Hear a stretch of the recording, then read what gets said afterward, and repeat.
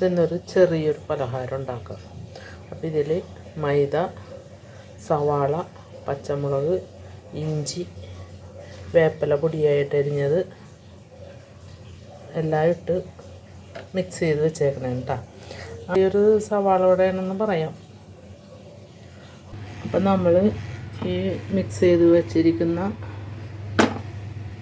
ഇത് നമുക്ക് കുറേശ്ശായിട്ട് സ്പൂൺ കൊണ്ടോ അല്ലെങ്കിൽ കൈ കൊണ്ടോ ചൂടായ എണ്ണയിലേക്ക് ഇട്ട് നമുക്ക് പൊരിച്ചെടുക്കാം കേട്ടോ.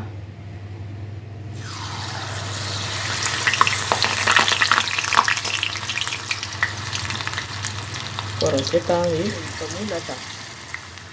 ടേസ്റ്റാണിത്. സവാളയും ഇഞ്ചിയും പച്ചമുളകും എല്ലാം കൂടി അങ്ങോട്ട് ഇട്ട്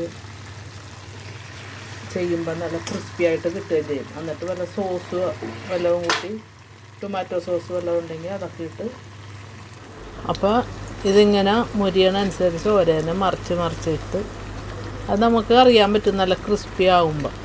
അപ്പോൾ ആ പാകമാകുമ്പോൾ അങ്ങോട്ട് വറുത്ത് കോരി ഒരു പ്ലേറ്റിലോട്ട് അങ്ങോട്ട് മാറ്റിയിട്ട് സോസും കൂട്ടി ഒന്ന് കഴിച്ചു നോക്കിയേ, അടിപൊളി. അപ്പോൾ നമ്മൾ അത് വറുത്ത് എടുത്ത് ഫ്രൈ ചെയ്തെടുത്ത് ഇനി നമുക്ക് സോസ് കൂട്ടി കഴിക്കാം. നല്ല ക്രിസ്പി ആയിട്ട് കിട്ടിയിട്ടുണ്ട് കേട്ടോ.